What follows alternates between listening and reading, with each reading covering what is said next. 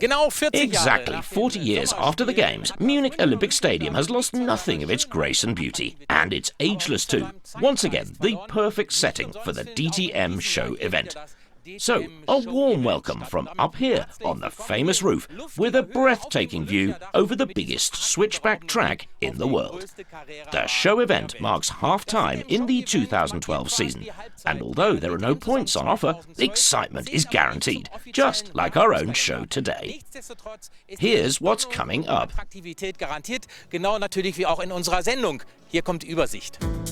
Today on Audi TV. Turf out, track in, transforming the Olympic Stadium. Halftime summary, status report with Dr. Wolfgang Ulrich. Colourful DTM, party in the park. And of course, all the action from the show event. A circuit in a stadium is very unusual. I'm talking to DTM safety officer Uwe Frummold. The track in the stadium, what was the biggest challenge? First of all, the foundation, i.e. the football pitch, where we have to lay the asphalt. But asphalt on grass won't work. We need a certain camber, because if it rains, the water has to be able to run off. So we started with 21,000 tons of gravel and laid 4,800 tons of asphalt on top of that. It was done a few months ago, in fact. It's nice and hard now, and we're ready to race. A massive logistical task. So when did you start planning, and when did the work start? We started planning last year at the end of the season, and construction began last Monday. You say it's constructed to cope with rain. How much rain? It's not enough to cope with really torrential rainfall, because we must eliminate aquaplaning. Safety is always the priority. How does Saturday's team contest work? We had a trial run on Friday. One car puts in its laps. The second waits in the pit lane, and once the first enters the pits after 3 laps, the lights go green and the teammate takes over. We're well informed now, many thanks for that. And let's see what happened in the team contest on Saturday. It's an unprecedented motorsport happening. 2 two-driver teams per constructor in a knockout contest for the constructor's crown. In the first timed session, each mark determines its 4 fastest drivers. In the quarterfinals, 2 teams per manufacturer compete in a relay. While the first 2 drivers are out on the track, their teammates wait in the pit lane. At half distance, the cars turn into the pits and the second drivers take up the baton. But BMW made a mess of the handover. Augusto Farfus misses the turn-in. Timo Scheider and Adrian Tombe ease into the semi-finals, alongside 2 Mercedes teams and 1 from BMW. Faced with the BMW duo of Dirk Werner and Joey Hand, the Audi pair comfortably win the contest. 2-time DTM champion Scheider went first, handing over to newcomer Adrian Tombe after 4 of the 8 laps. The 21-year-old Frenchman did an excellent job, and Audi make the final.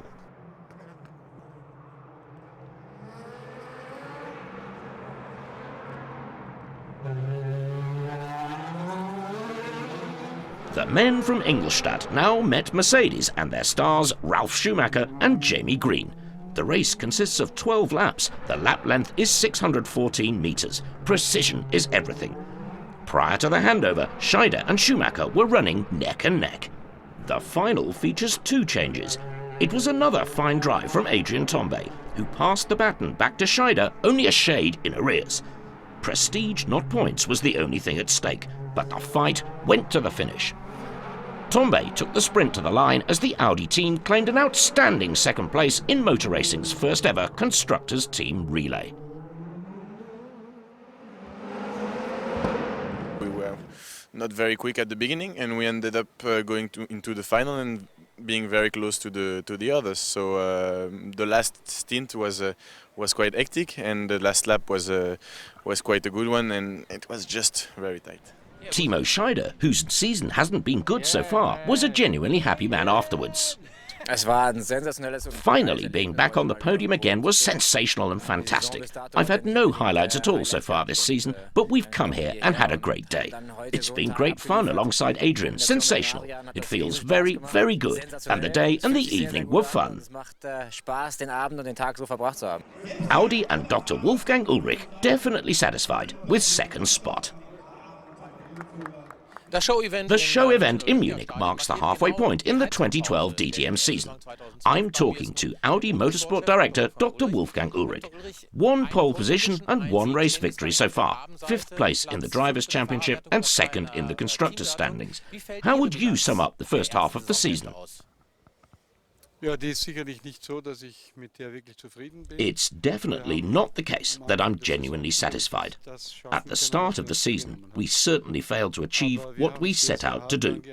But we've worked very hard on improving the cars and simply making the cars easier to handle. I think we turned the corner with the win at the Red Bull Ring. However, we didn't continue in that direction at the Norris Ring, although we shouldn't be put off by the result and the performance in and of itself. Now we head to the Nürburgring and then immediately to Zandvoort, and I'm very confident we'll pick up where we left off at the Red Bull Ring, i.e. in a position to fight for victory.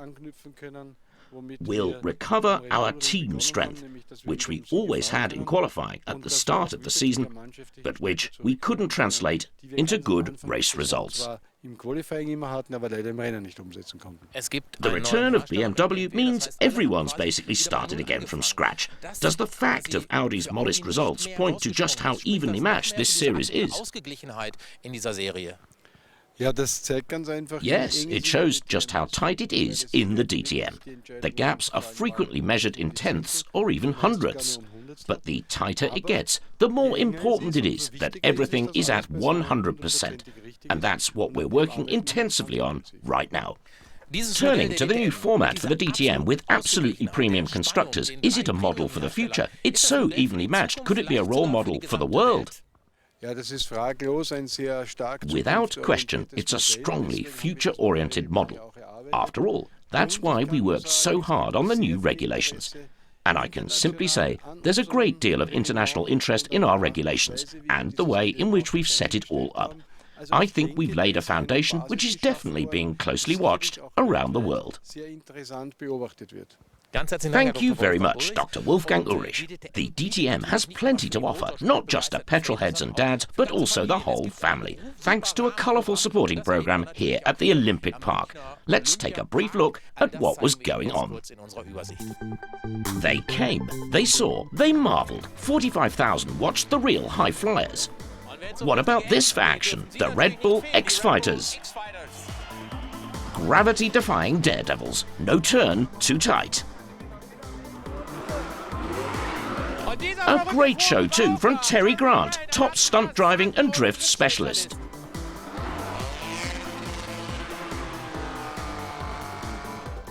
Bullseye targeting and authentically exclusive glimpses behind the DTM scenes, only here on Audi TV. Here's Adrian Tombe and Rahul Frey, who declined the Robin Hood outfits but took a turn on the bow and arrows at the Olympic Park. The team app duo tried out this Olympic discipline for the first time. Bullseye indeed. Another bullseye. 2-time DTM champion Matthias Ekstrom celebrating his 34th birthday. Many happy returns. Up, up and away for Mike Rockenfeller. He too is aiming high, right to the top of the 35-metre tall roof covering the DTM this weekend. It's a bit special from up here. I never would have thought it. What an experience. Recent footballing disappointments for Thomas Müller mean the Bayern Munich star is quite happy to take a break from his normal sport. The 23-year-old Germany international gladly accepting a ride with Audi.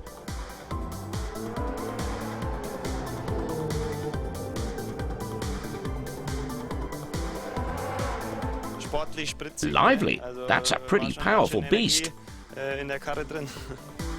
TV personality Kai Flaumer sought out Rahul Frey, talking nuts and bolts in the pits. The entertainer has some experience of the DTM already. The DTM is a super event. As you can see, you're very close to it all, and you have a good impression of all the hard work. If, like me, you've ever sat in a car like this, you know it's not exactly comfortable, and there's plenty to keep you busy. That's so true, thanks to the colourful world of the DTM. That's the news from the hustle and bustle around the DTM show event. Now let's find out what happened here at the Olympic Stadium itself. Enjoy the highlights from Sunday's head-to-head action. Saturday was all about perfect teamwork, but on that damp Sunday, the drivers were on their own. Right from the start, it was pure knockout action through to the final. And there was an early surprise, as two of Saturday's finalists exited early. Ralf Schumacher and Timo Scheider failed to make the quarter-finals. Matthias Ekstrom took on reigning champion Martin Tomczyk, neck and neck all the way. And from this knockout round onwards, there was another challenge, a mandatory pit stop per race.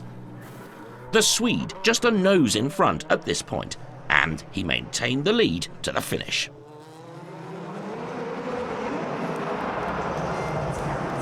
The second Audi man in the A5 DTM was Mike Rockenfeller. He's up against Norris Ring winner Jamie Green.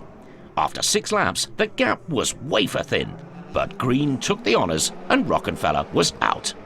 That meant only one Audi driver made the last 4, although the driver in question was Matthias Ekstrom, a stadium specialist, if you will, 3-time Race of Champions winner. Ekstrom versus Gary Pafford, and right from the start, Eki proved his mastery of a wet track. A good pit stop, and by the end, a comfortable lights-to-flag victory for the Swede.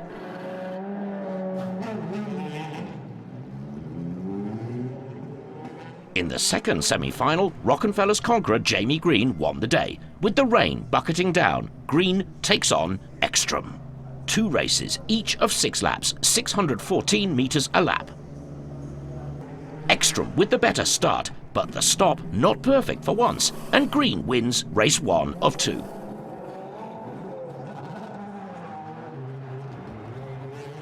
The change of ends, Ekstrom starting the last 6 laps about a second behind.